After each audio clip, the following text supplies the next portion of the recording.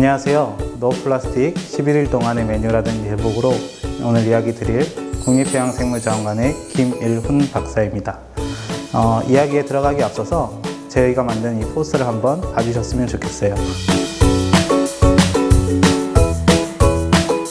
이 포스터에서 보이는 오른쪽 그림이 어떤 모습인 것 같으세요? 네, 보이시는 것처럼 바다거북의 모습인데 그 모습을 이루고 있는 것은 모두 우리가 버리게 되는 플라스틱 쓰레기들이었습니다. 오늘 발표하는 이야기에 이 포스터가 매우 중요한 의미를 가지고 있습니다. 해양생물을 저희가 보호하기 위한 다양한 연구들을 하고 있는데요. 생물들은 왜 보호해야 될까요?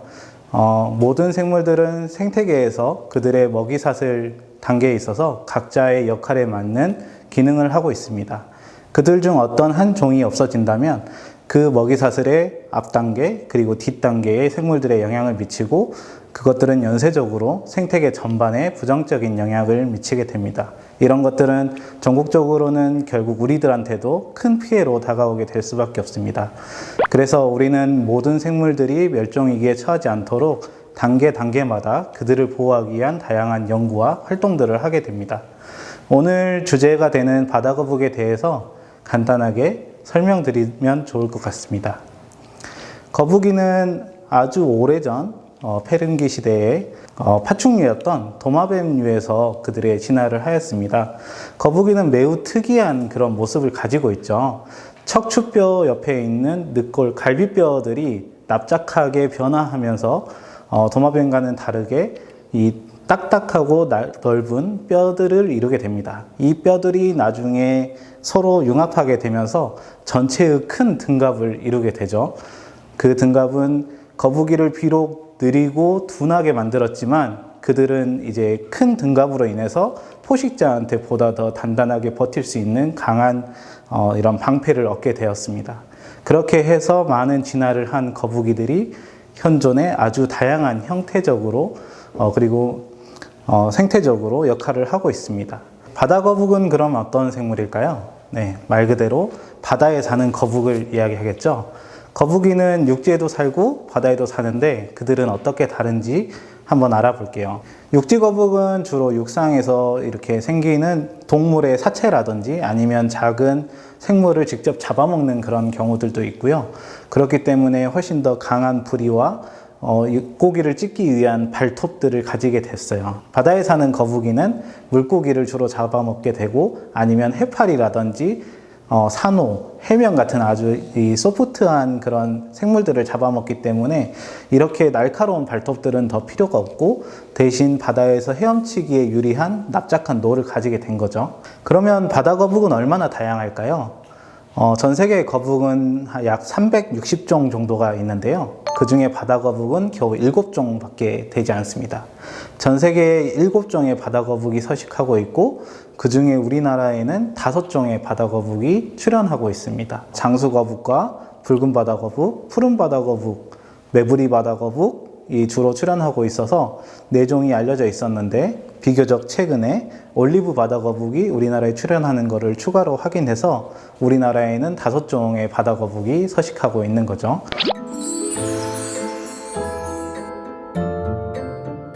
아주 많은 수의 바다거북이 출현한다고 생각할 수 있습니다. 근데 우리나라에는 생각보다는 거북이가 출현하는 빈도가 매우 낮아요. 왜 그런지는 앞으로 더 설명드리겠습니다.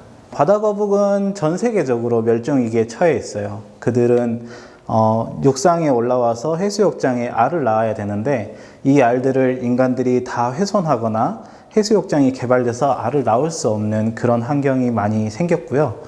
거북이들이 멀리 알을 낳기 위해서 자기 고향을 찾아갈 때 가는 길목마다 있는 그물들에 의해서 거북이들은 그 개체수가 아주 급격하게 감소하고 있습니다. 그래서 전 세계에 있는 거북이들이 다 멸종의 위기에 처해 있는데요.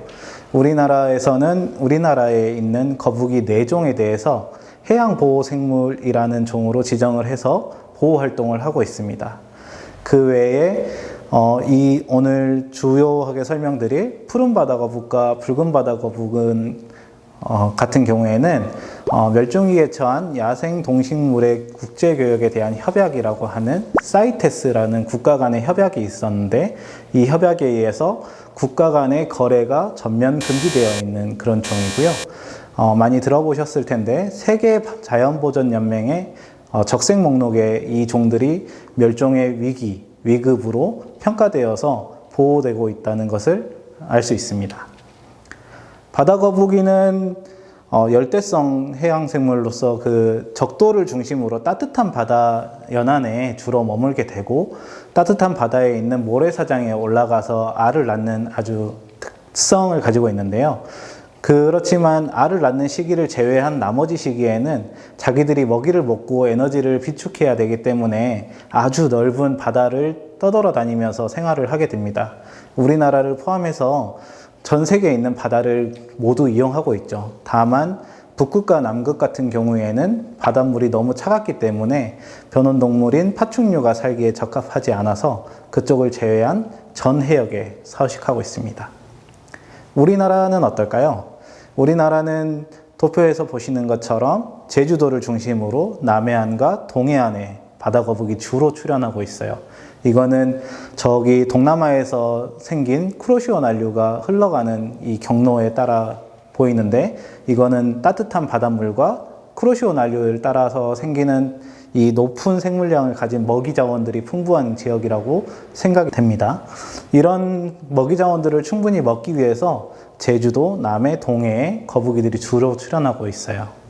우리나라에서는 이런 거북이에 대해서 어떤 연구를 하고 있을까요? 주로 저희 해양수산부를 바탕으로 연구를 진행하고 있는데요. 바다거북이는 좀 전에 설명드렸던 것처럼 국제적으로 멸종위기에 처해 있고 국가 간의 거래도 금지되어 있습니다. 그리고 해양수산부에서 이 종을 잡아서 연구하는 것을 금지하고 있어요. 그래야 이 거북이들을 보호할 수 있기 때문이죠. 그러면 저희는 어떻게 거북이를 연구할 수 있을까요? 거북이들은 바다에서 특정한 이유로 죽어서 이 사체가 파도에 떠밀려 오는 경우들이 종종 있습니다. 우리가 연안가의 해수욕장 같은 데나 바위지대에 놀러 가면 거기에 이제 거북이 사체가 이렇게 와 있는 경우들이 있는데요. 이런 경우에 그 사체들을 저희가 가지고 와서 연구를 직접 하기도 하고요. 그 외에 물고기를 잡기 위해 바다에 설치해 놓은 그물 같은 거에 거북이가 걸려가지고 구조가 되거나 아니면 그 걸린 상태에서 죽어가지고 저희한테 기증이 되는 경우들이 있습니다. 우리는 이렇게 죽어서 발견되거나 구조되는 거북이를 바탕으로 연구를 주로 수행하게 되고요. 이런 거북이들은 자원관으로 옮겨와서 그들에 대한 다양한 연구들을 할 수 있는 자원으로서 변모해서 보관하게 됩니다.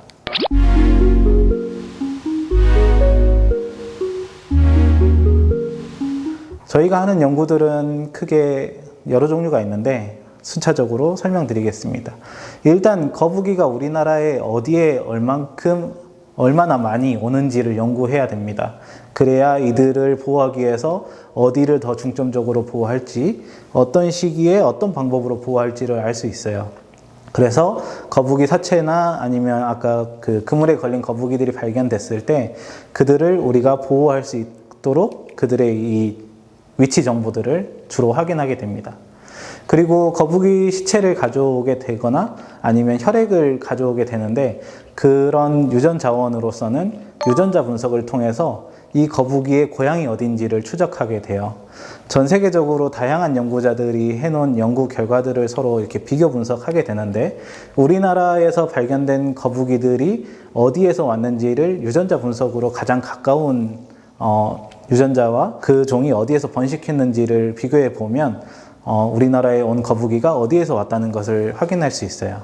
우리나라에 자주 출현하는 푸른바다 거북의 경우에는 주로 동남아에서 번식하는 그룹하고 일본 남부 지역에서 번식하는 그룹이 우리나라를 찾고 있습니다. 이런 정보들을 통해서 우리는 동남아에서 우리나라에 오는 경로와 일본에서 우리나라에 오는 경로를 집중적으로 보호할 수 있겠죠. 그 외에도 다양한 활동들을 이런 연구 결과를 바탕으로 할 수 있습니다. 그리고 가장 중요하다고 할 수 있는데, 인공증식을 통해서 개체수를 증가시키는 겁니다. 지금 전 세계적으로도 그렇고 우리나라에서도 그렇고 해양 환경에서 거북이의 개체수가 꾸준히 줄어들고 있습니다. 이런 경향은 점차 더 심해지고 있기 때문에 거북이 개체수가 아주 많이 줄어들게 되면 야생에 있는 거북이가 너무 부족해지게 되고, 그러면 거북이가 어느 순간에는 멸종될 위협에 처하게 되겠죠. 그래서 저희는 거북이를 전시하고 있는 아쿠아리움들이나 이런 곳들과 협업을 해서 거북이에서 알을 받아가지고 그 알을 인공으로 부화시켜서 아주 어린 단계까지 키운 다음에 자연에 적응할 수 있을 정도로 성장을 시키면 바다로 돌려보내는 그런 연구들을 진행하고 있습니다.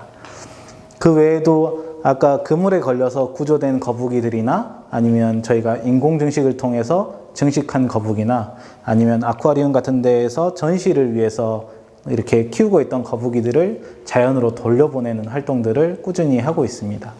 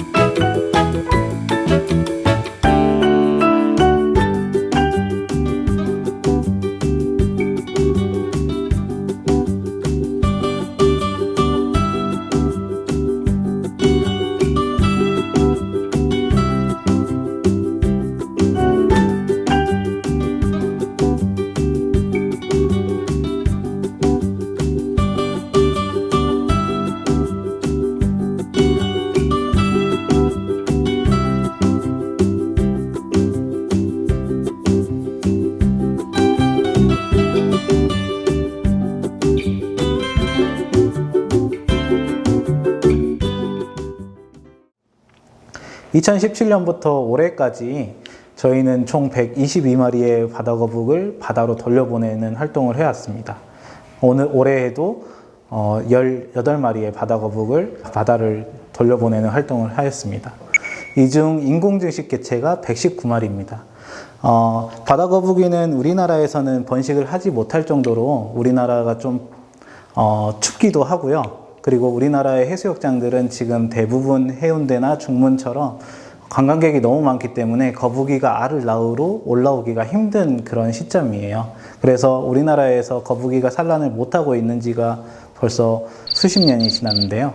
우리는 실내에서 거북이들을 짝짓기를 해서 그 알을 받아가지고 부화를 하는 그런 과정을 하고 있습니다. 근데 이제 2017년에 우리나라에서 최초로 거북이의 인공증식이 성공했고요. 지금까지 2번에 거쳐서 새끼를 받았습니다. 이게 적다면 적을 수도 있는 수치이긴 하지만 우리나라에서 이런 연구를 하면서 처음으로 얻은 성과이기 때문에 아주 큰 의미가 있고요. 알은 조금 더 많이 받았지만 그 중에는 미수정, 그러니까 수정이 되지 않은 알들도 있고, 알은 처음에 태어났을 때 저희가 방류하기에 적합한 사이즈로 클 때까지 조금 시간이 걸리고 그 시기 동안 좀 죽는 확률이 매우 높아요. 그래서 저희는 최대한 좀 키워가지고 바다에 돌려보내기 위해서 실제 낳은 것보다는 좀 적은 지금 119마리를 바다에 돌려보낸 상태입니다. 그리고 또 전시개체가 11마리 있는데, 이 전시개체라는 거는 제가 아까 설명드렸던 것처럼 바다거북이는 국제적인 멸종위기종이다 보니까 연구, 전시 목적을 제외하고는 국가 간의 거래가 불가능한 그런 생물입니다. 근데 우리나라에서는 아쿠아리움 같은 박물관에서 거북이들을 일반한테 이렇게 공개하기 위해서 전시 목적으로 외국에서 이 거북이들을 들여와서 연구도 하고 전시도 하고 이런 활동들을 하고 있었는데요. 그 중에 일부를 다시 바다로 돌려보내는 그런 활동들을 하고 있습니다. 그래서 재작년부터 해가지고 전시 개체 11마리도 바다에 다시 돌려보냈습니다. 그래서 지금까지 총 122마리의 바다 거북이 우리나라 바다로 돌아갔고요. 이 개체들은 나중에 조금 더 성장하고 다시 알을 낳을 수 있을 시기에 우리나라로 돌아오기를 기대하고 있습니다. 우리가 거북이를 바다로 돌려보냈을 때 이 거북이들이 그냥 바다로 가는 게 끝은 아닙니다. 우리는 이 거북이들이 정말 바다에서 잘 사는지, 정말 나중에 우리나라로 돌아오는지 이런 것들을 또 추적을 해서 연구를 해야 됩니다. 그래서 거북이의 등에 인공위성 추적기를 붙이기도 하고요. 거북이 앞발 이 뒤쪽에 거북이에 대한 이 인식표를 붙여가지고 거북이를 보내주게 됩니다. 거북이한테 붙인 이 외부 인식표는 그 개체의 고유 번호를 붙이고 있습니다. 우리가 흔히 소에 보면 귀에 인식표를 붙이고 있는데, 소에는 각자 자기의 번호를 붙여가지고 어떤 소가 어디로 이동했고 어떤 소가 언제 어떤 질병에 걸렸는지를 모두 추적할 수 있는데, 거북이 같은 경우도 이런 인식표를 붙여서 이 거북이가 언제 자연으로 돌려보내줬고 한국에서 언제 자연으로 돌려보냈는데 다른 나라에서 언제 발견되는지 등을 확인할 수 있습니다.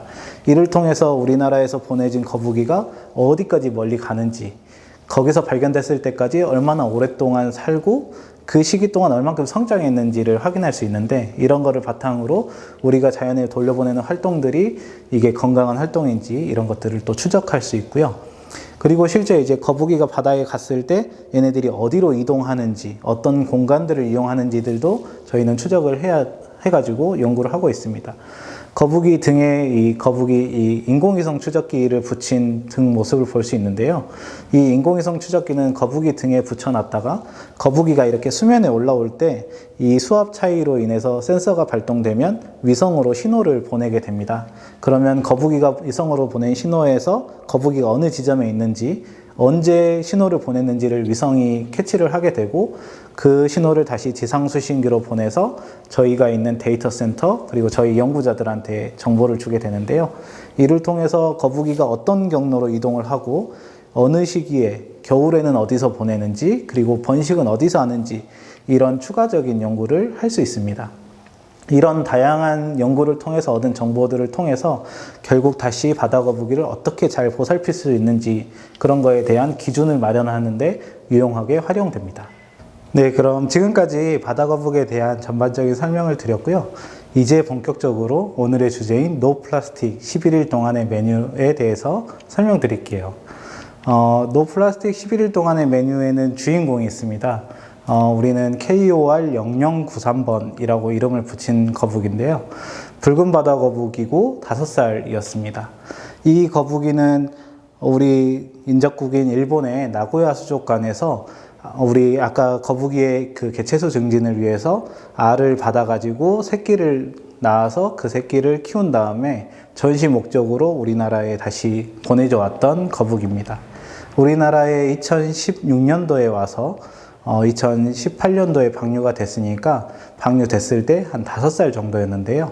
이 붉은 바다 거북은 평균적으로 80년 이상 야생에서 살 수 있고 최대 100년 이상 사는 개체들도 있다고 합니다. 그런데 5살인 어린 개체이기 때문에 아주 어린 그런 개체가 되겠습니다. 이 개체를 우리는 조금 성장이 됐다고 판단을 해서 자연으로 다시 돌려보내야겠다고 생각을 했습니다. 그래서 아까 설명드렸던 개체 인식표에 KOR0093번이라고 하는 고유 번호를 붙이고 거기에 이제 인공위성 추적기를 매단 다음에 바다로 돌려보냈습니다. 2018년 8월 29일에 총 13마리, 아까 그물에 걸려서 치료했던 개체 3마리하고 붉은 바다 거북 5마리, 그리고 우리나라에서 처음으로 인공 증식된 푸른 바다 거북 5마리 해서 총 13마리를 바다에 돌려보냈는데요. 이 개체가 아주 짧지만 힘든 삶을 살았던 그런 개체입니다. 아까 우리가 2018년 8월 29일에 중문해수욕장, 제주도에 있는 중문해수욕장에서 이 거북이를 바다에 돌려보냈는데요. 인공위성 추적기를 통해서 우리한테 꾸준히 신호를 보내던 이 거북이가 불과 11일 만인 9월 8일에 부산 기장해수욕장이라는 곳에서 사늘하게 죽은 채로 발견이 되었습니다.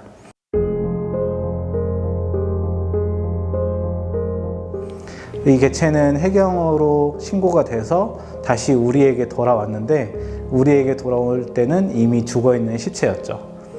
아까 저희가 거북이를 바다에 돌려보낼 때 인식표에 KOR 0093번이라고 하는 고유 번호를 붙였다고 설명드렸는데 이 개체가 죽어서 돌아왔기 때문에 죽은 개체를 우리 자원관에서 연구용으로 이렇게 보관을 할 때 다시 그들에게 필요한 고유 번호를 붙이게 됩니다.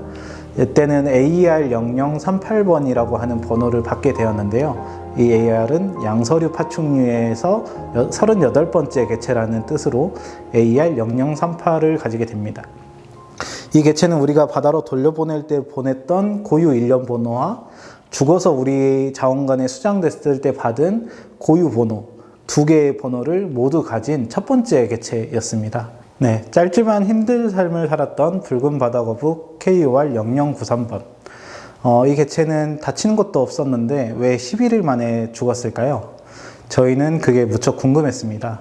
그래서 이 거북이가 왜 죽었는지를 확인하기 위해서 연구자들과 수의사분들이 모여가지고 이 개체를 부검해 봤습니다. 왜 죽었는지를 알아보고 싶었거든요. 그래서 거북이의 배를 열어가지고 그 장기 속에 무슨 이상이 있는지를 확인했는데 이 장기를 꺼내서 엑스레이를 찍어 봤을 때 저희는 이상한 것을 처음 발견할 수 있었습니다. 엑스레이 사진상으로 봤을 때 원래는 있어서는 안 될 이상한 물질들이 거북이의 식도부터 위 그리고 소장, 대장에 전체적으로 분산되어 분포하고 있었습니다. 이것들이 무엇인지 저희는 무척 궁금했죠. 그래서 그 장기를 처음부터 이렇게 열어가면서 그 안에 무엇이 있는지를 확인해 봤었는데요.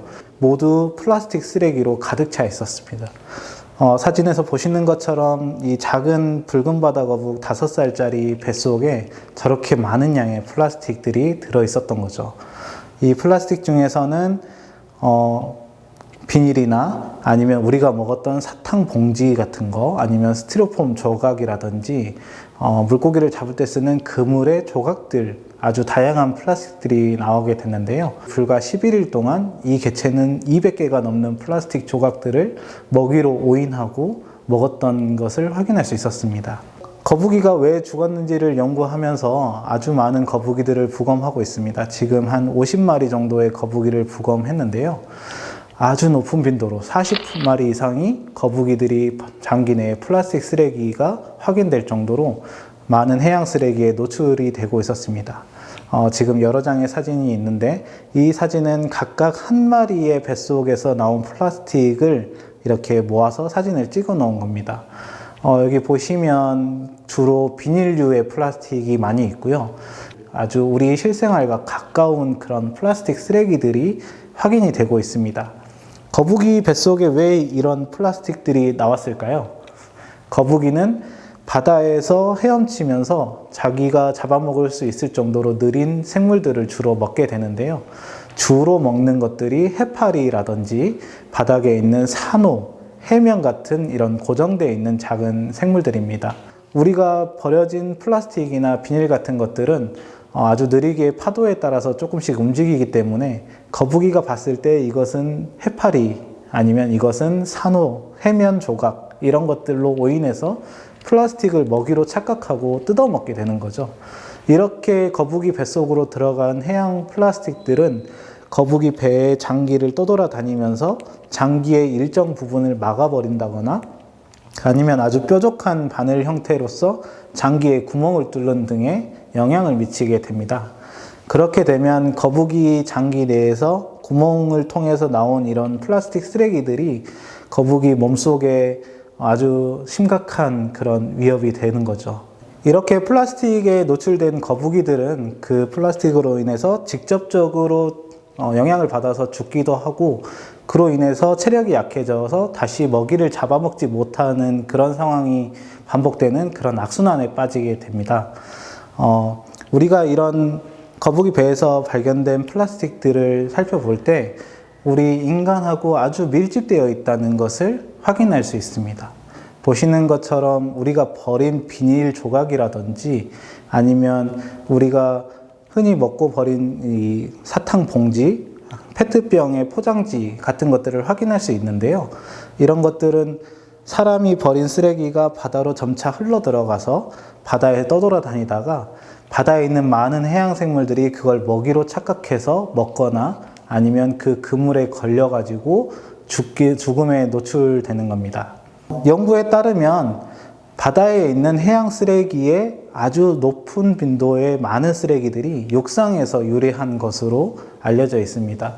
우리는 분리수거를 잘하고 쓰레기를 매립용으로 버려서 잘 처리했다고 생각하지만 우리가 무심코 버린 쓰레기라든지 아니면 정상적으로 버린 쓰레기도 홍수나 이런 태풍 같은 영향으로 하천으로 흘러 들어가게 되고 그 쓰레기들은 다시 바다로 흘러 들어가서 바다에 있는 쓰레기가 됩니다. 한 번 바다에 들어온 쓰레기들은 수백 년 동안 분해되지 않고 바다를 떠돌아다니면서 거북이뿐만 아니라 아주 많은 해양 생물들에게 아주 안 좋은 영향을 미치게 되는 거죠.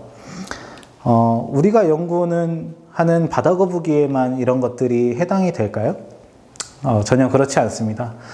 최근에 연구에 따르면 거북이나 새, 고래 같은 아주 큰 생물들 중에 700종이 넘는 생물들이 해양 쓰레기를 먹어서 영향을 받는 그런 충격을 받는 연구 사례들이 보고가 되고 있고 그 중에 한 350종 정도는 그물에 걸려가지고 그거로 인해서 먹이를 못 먹는다거나 아니면 그로 인해서 직접 죽는 그런 생물들이 확인되고 있습니다. 몇 가지 사진을 보여드릴 텐데요. 첫 번째는 코에 빨대가 걸려있는 올리브 바다거북입니다. 이것은 최근에 2015년에 동영상으로 많이 유포가 돼서 아주 많은 사람들의 마음을 안타깝게 했는데요. 실제로 이 거북이에서 빨대를 뽑는 장면들은 아주 우리한테 많은 경각심을 주게 하죠.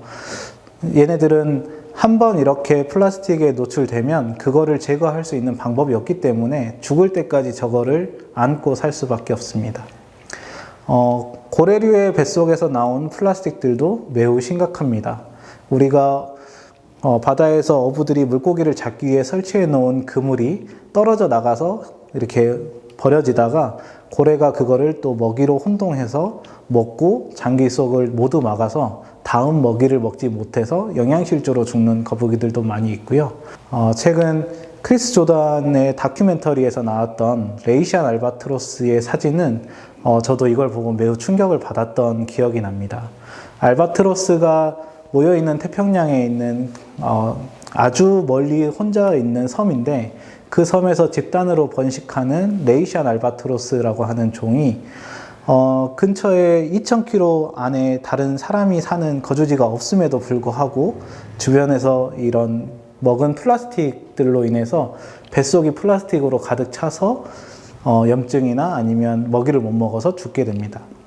사진의 새는 자기 근육이 다 녹을 정도로 백골화되어 있는데 뱃속에 우리가 지금 봐도 형체를 추정할 수 있을 정도의 병뚜껑이라든지 라이터, 플라스틱 같은 것들이 많이 노출되어 있죠.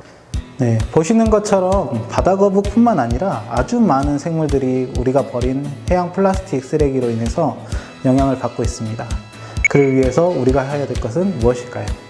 노 플라스틱, 플라스틱을 줄이고 잘 쓰고 버릴 때 주의하는 것, 그리고 최소화하는 것, 이런 것들이 우리가 할 수 있는 가장 기초적이고 중요한 일인 것 같습니다. 해양 생물에게 영향을 미치는 플라스틱, 우리가 이것들을 줄임으로써 훨씬 더 나은 이런 생태계와 자연을 만들 수 있을 것입니다. 이로 인해서 모든 생물들이 잘 사는 그런 생태계 환경이 되기를 기원합니다. 이상으로 노 플라스틱 11일 동안의 메뉴에 대해서 강의한 김일훈이었습니다. 감사합니다.